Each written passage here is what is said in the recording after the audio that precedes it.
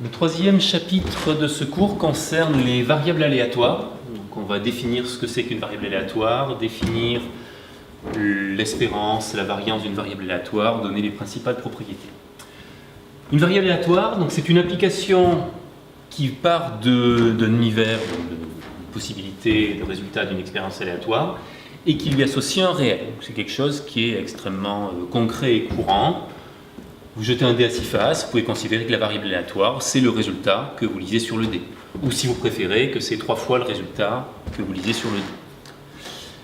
Vous mesurez une tige métallique, la variable aléatoire, ça va être la dimension, la longueur de la tige, ou son poids, ou sa température. Voilà. Encore, on peut fabriquer beaucoup de variables aléatoires à partir d'une expérience ou d'un objet. Le nombre de pannes quotidiennes d'une machine, même chose, 1, 2, 3, 4, 5 pannes chaque jour. La note à un examen, vous avez 0, vous avez 5, vous avez 18. C'est là encore, tout ça sont des variables aléatoires parce que le résultat n'est pas défini à l'avance. Le dé, c'est vraiment quelque chose d'aléatoire. Le nombre de pannes quotidiennes d'une machine, la note à un examen, vous ne savez pas d'avance non plus combien ça va donner. Vous avez une idée, vous avez des informations.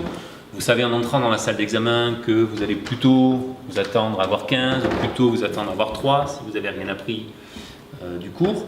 Mais la note exacte est quand même aléatoire. L'objectif de ce chapitre, ça va être de montrer qu'il y a plusieurs variables aléatoires possibles et que, là encore, si je reprends l'exemple de la note à un examen, un étudiant ou un autre étudiant, on pourrait en quelque sorte leur associer une variable aléatoire différente. Tel bon étudiant aura une variable aléatoire qui aura plutôt une forte moyenne, une faible dispersion, un étudiant qui aura toujours une bonne note, un étudiant qui n'a rien appris mais selon que la matière lui plaît ou pas, il va réussir très bien ou pas, on pourra associer une note moyenne et une très grande variabilité. Voilà.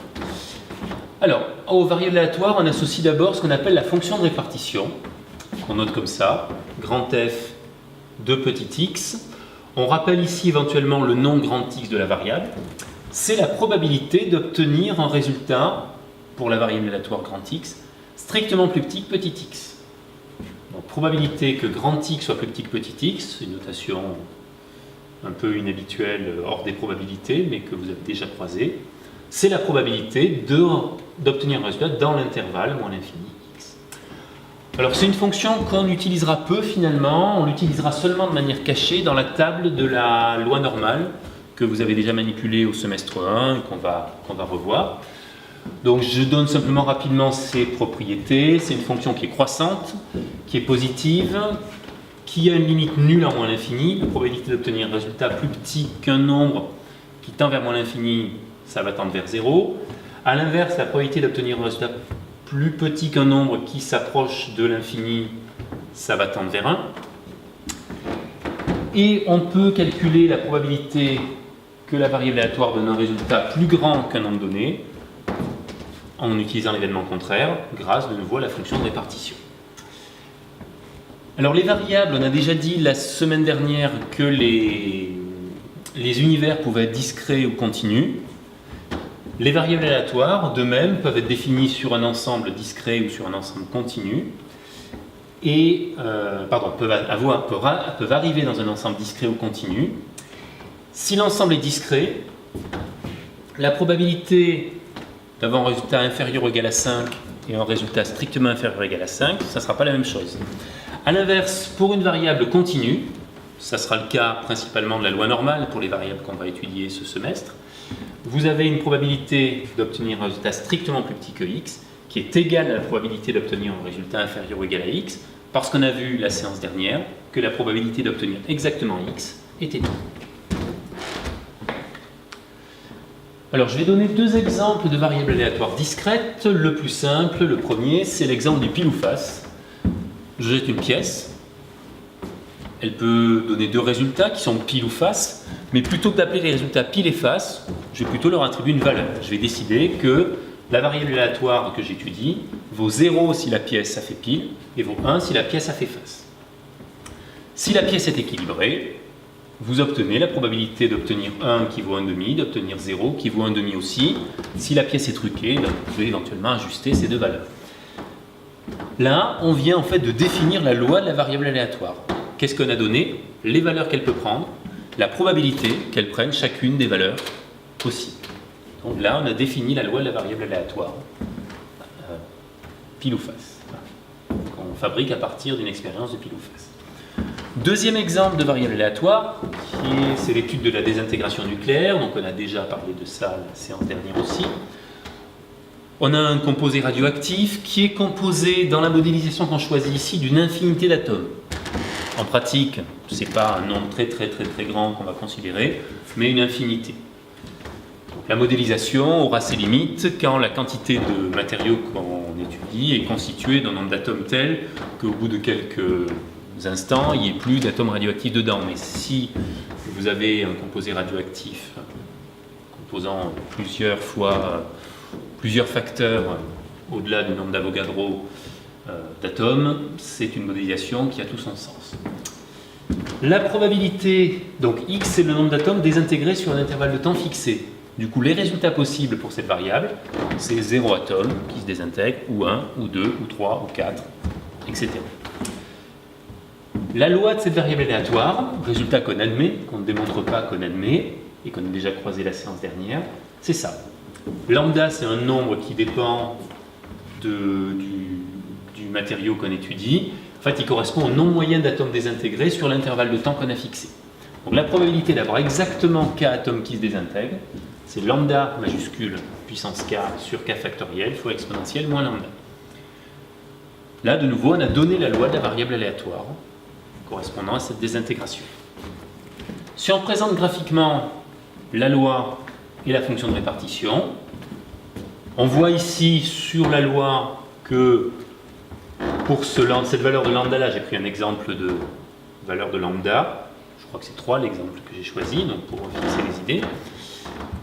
On a un nombre d'atomes qui peuvent se désintégrer qui est très variable et qui peut prendre toutes les valeurs. Je n'ai pas représenté ici l'infinité des entiers possibles, mais la probabilité ne sera jamais nulle au fur et à mesure qu'on progresse. Sauf qu'au-delà de 10 ou 12 ou 15, on a une probabilité qui est complètement indiscernable à l'œil nu sur ce schéma de 0. La fonction de répartition, en fait, comment on la mesure? La fonction de répartition, c'est la probabilité d'avoir un nombre d'atomes désintégrés plus petit que le nombre qui est ici en abscisse. Donc la valeur qui est là, c'est combien? C'est P0. La probabilité d'avoir un nombre d'atomes désintégrés strictement plus petit que 0,5 ou que 0,8 ou que 1 même, c'est P0. Avoir strictement moins de 1 atome qui se désintègre, c'est en avoir 0. Autrement dit, cette hauteur, c'est la même que celle-là, sauf qu'il y a un changement d'échelle, vous voyez, d'un schéma à l'autre. Là, on va de 0,3, là, on va jusqu'à 1. La probabilité d'avoir un nombre d'atomes qui se désintègre strictement plus petit que, par exemple, 1,5, ça veut dire quoi? Ça veut dire 0 atome qui se désintègre ou 1. La hauteur qu'on va représenter là, c'est P0 plus P1, et ainsi de suite. Donc, donner la loi par une formule ou par un graphique, ou donner la fonction de répartition, c'est pareil. Et plus souvent, on préférera donner la loi. Troisième exemple, un petit peu plus intéressant, le nombre de résultats face en 10 lancers d'une pièce équilibrée. Je vous donne la formule ici, c'est une loi que vous connaissez peut-être déjà et qu'on va réétudier à la séance prochaine. Donc pour l'instant, je me contente d'écrire la formule. La probabilité d'avoir exactement k fois le résultat face sur 10 lancers, c'est k parmi 10 sur 2 puissance 10. De nouveau, on peut représenter les valeurs qui sont là, numériquement, graphiquement, et puis la fonction de répartition. Donc avec toujours la même propriété de la fonction de répartition, croissante, elle part de 0, elle va jusqu'à 1.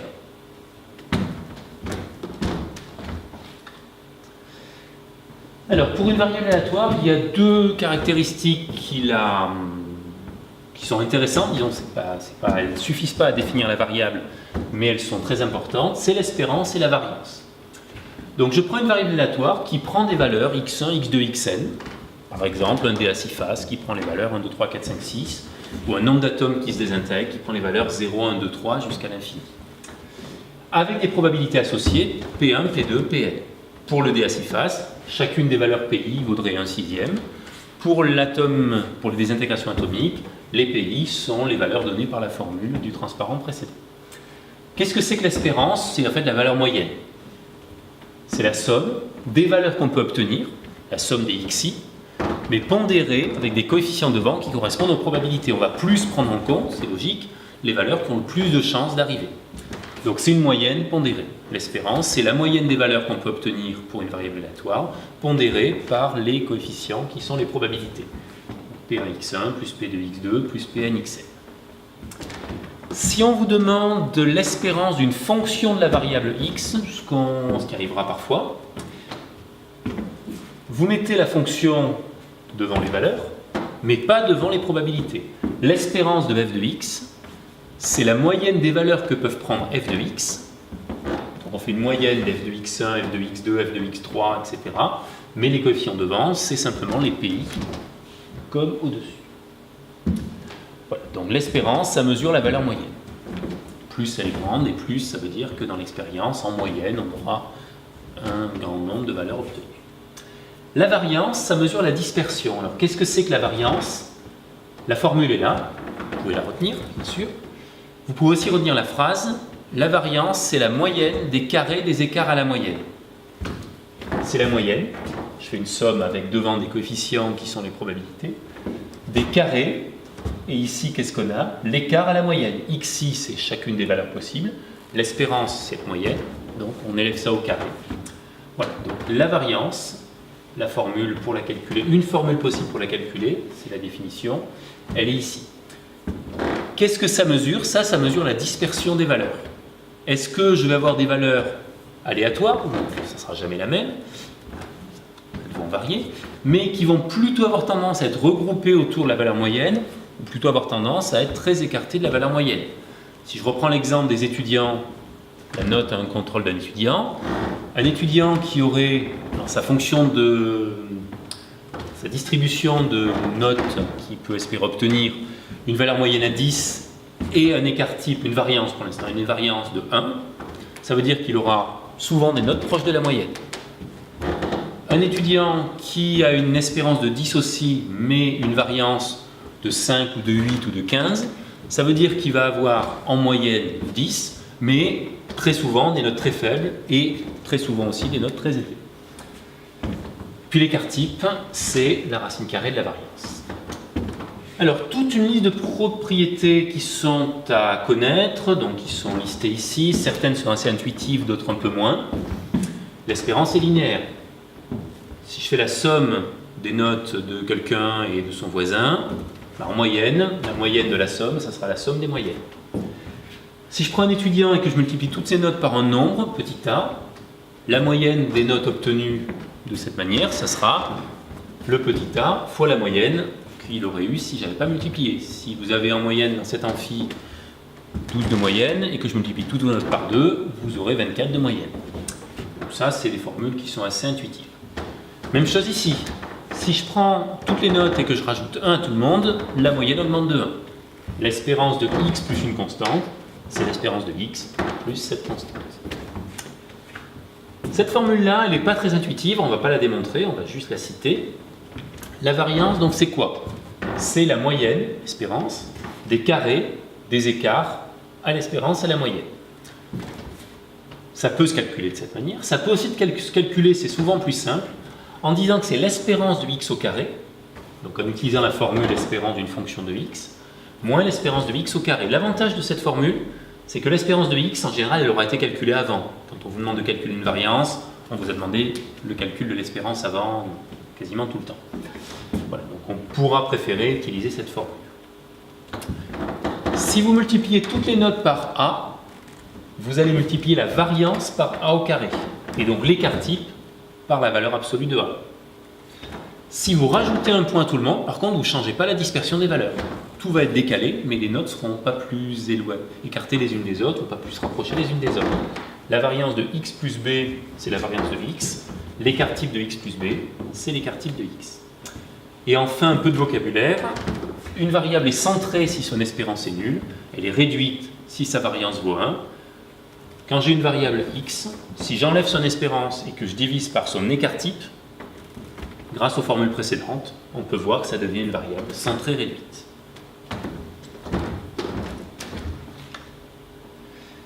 Alors, dans le cas des variables aléatoires continues, je vais passer assez vite sur ces définitions parce qu'on ne va pas les manipuler en fait cette année, ou extrêmement peu. Comment ça se passe? On remplace les sommes par des intégrales. On remplace la probabilité d'obtenir telle ou telle valeur i, qu'on notait pi, par ce qu'on appelle une fonction densité fois dx, c'est-à-dire ça correspond à la probabilité d'obtenir un résultat entre x et dx.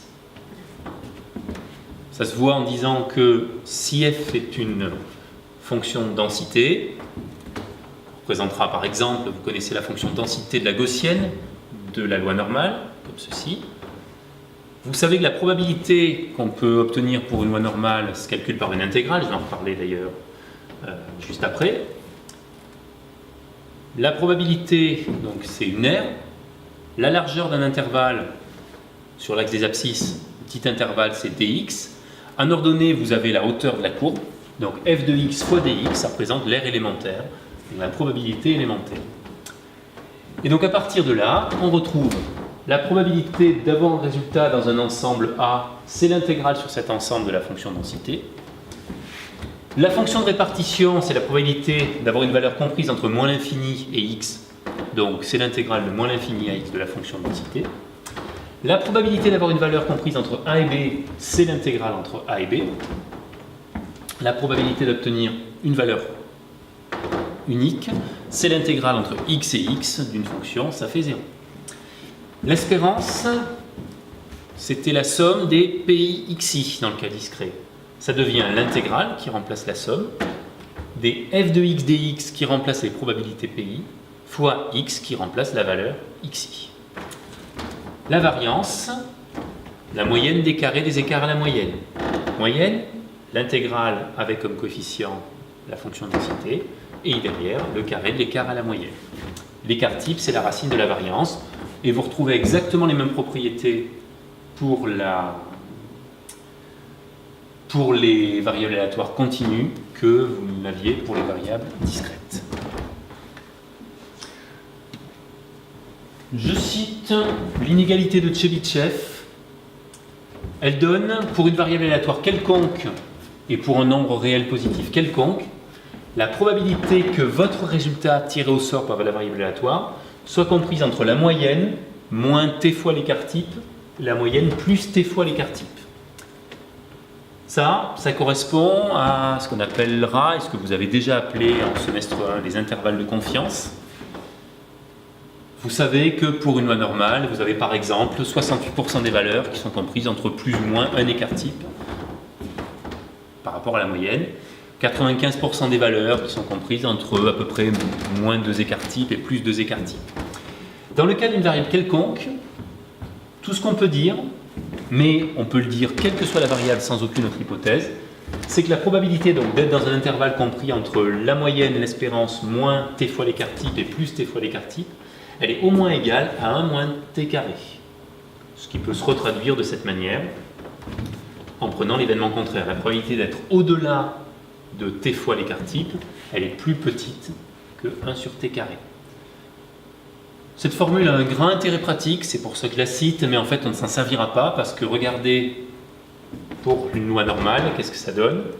La probabilité d'être comprise entre plus ou moins un écart type, t vaut 1, vous obtenez comme information qu'elle est plus grande que 1 moins 1 sur 1 au carré, qu'elle est positive. Ça ne donne aucune information, vous savez de toute façon qu'une probabilité c'est positif. Pour 2 écarts types, ça vous donne la valeur 3/4, alors que je l'ai rappelé, l'intervalle de confiance à 2 écarts types, il correspond à un peu plus de 95% des cas pour une loi normale. Donc ce résultat est assez théorique, il sert à faire beaucoup de démonstrations. Vous le retrouverez si vous faites des probabilités plus tard dans votre vie d'étudiant. Pour ce cours-là, je ne vais pas insister dessus.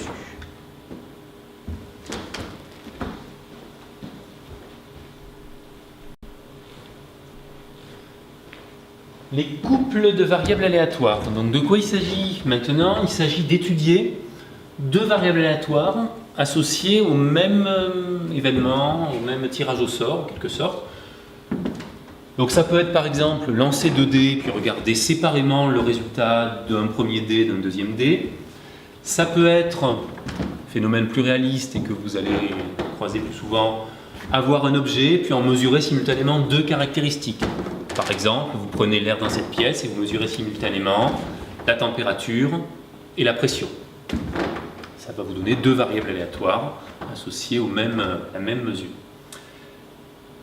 Donc on va parler dans ce cas de couple de variables aléatoires.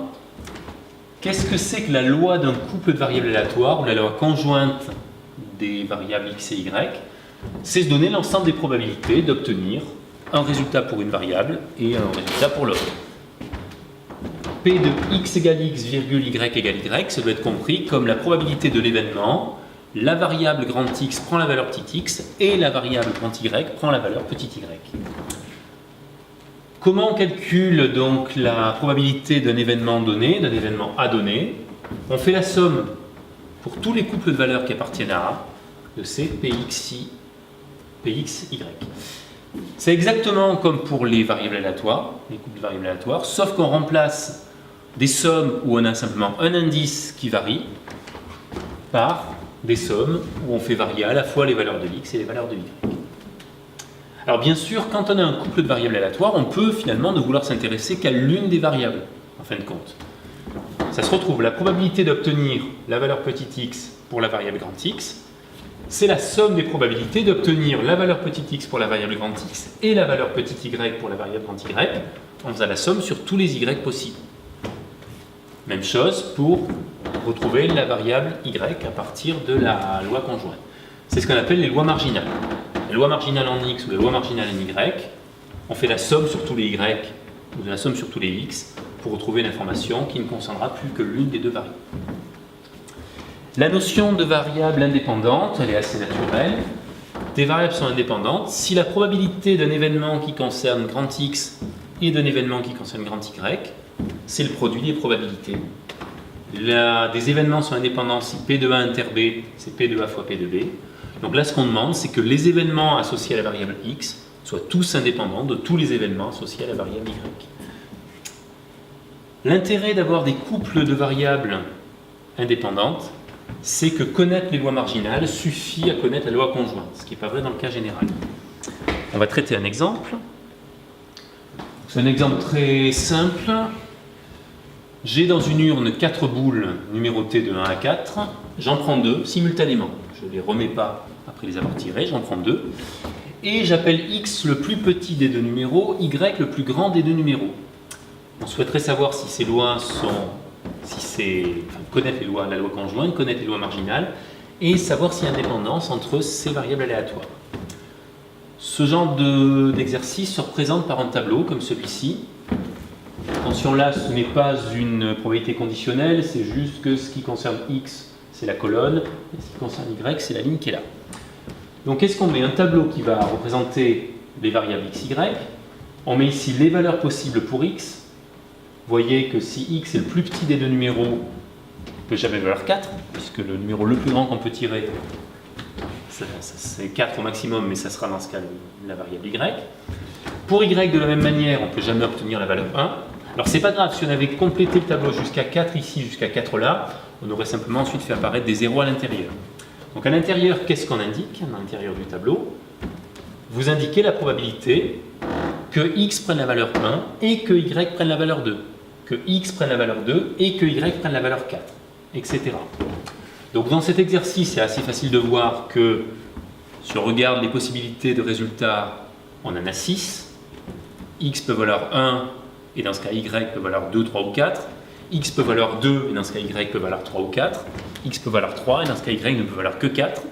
Ces 6 événements sont les plus probables et donc on obtient comme résultat possible 6 résultats avec une probabilité 1/6, des résultats ici impossibles, et on a simplement sur cette partie-là du tableau ce qu'on appelle la loi conjointe.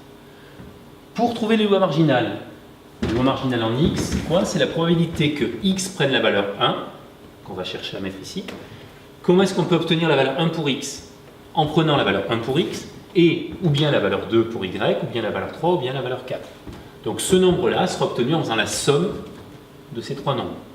Donc l'intérêt de présenter les choses en tableau, c'est que les lois marginales se calculent simplement en faisant des sommes des valeurs Ici, 0 plus 1 sixième plus 1 sixième, ça fait 2 sixièmes, 1 tiers. 0 plus 0 plus 1 sixième, ça fait 1 sixième. Pour la loi marginale en Y, exactement la même chose, sauf que cette fois-ci, on raisonne en colonne. Vérification, la somme des valeurs d'une colonne loi marginale en X ou la somme des valeurs de la colonne loi marginale en Y, ça vaut.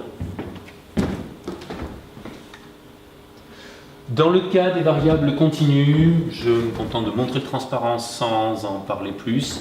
On remplace les sommes par des intégrales, et comme c'est des sommes doubles, des intégrales doubles, mais ça on n'en parlera plus par la suite. Et je donne quelques propriétés concernant cette fois-ci les couples de variables aléatoires. L'espérance de x plus y, c'est l'espérance de x plus l'espérance de y, on l'a déjà dit.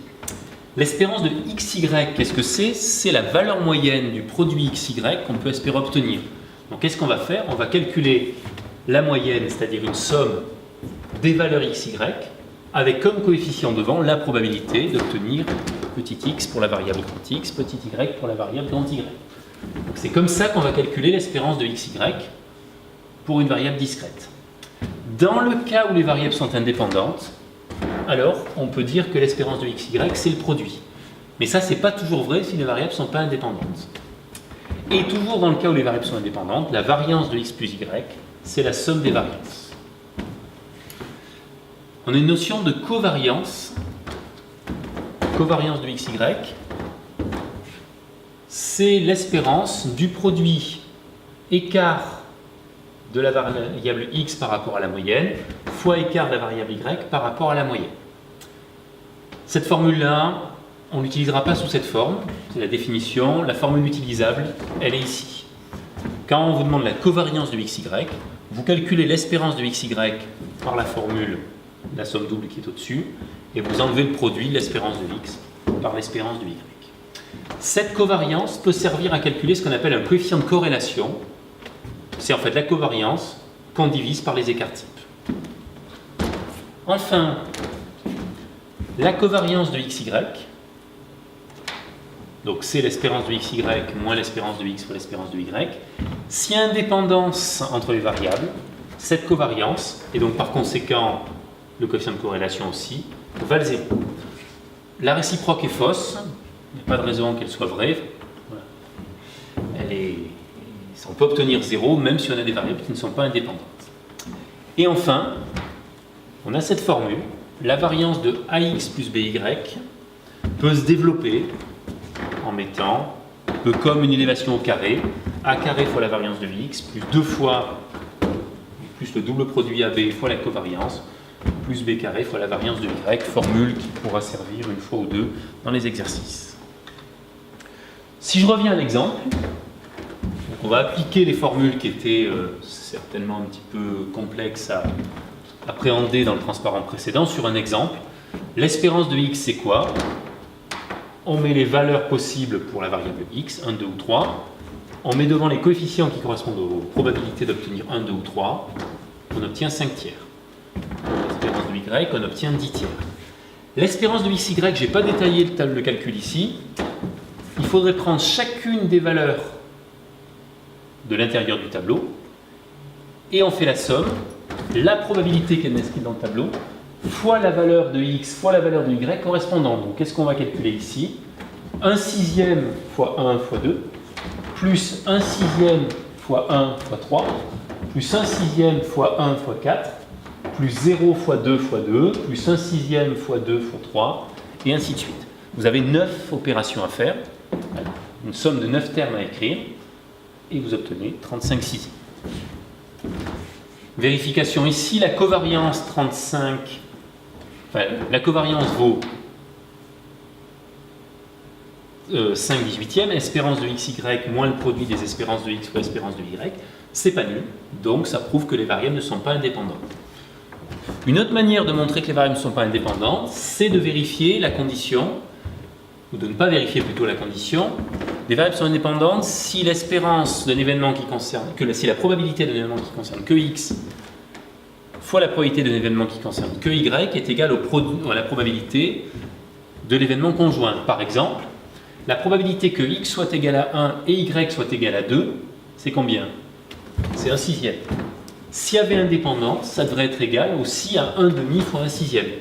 La probabilité que x soit égal à 1 et y est égal à 2 devrait être égale, s'il y a indépendance, à la probabilité que x soit égal à 1 fois la probabilité que y soit égal à 2. 1/6 n'étant pas égal à 1/6 fois 1/2, évidemment, il n'y a pas indépendance. Voilà, donc je vous laisse reprendre ce cours et préparer les exercices du QCM correspondant et on complétera tout cela en travaux dirigés.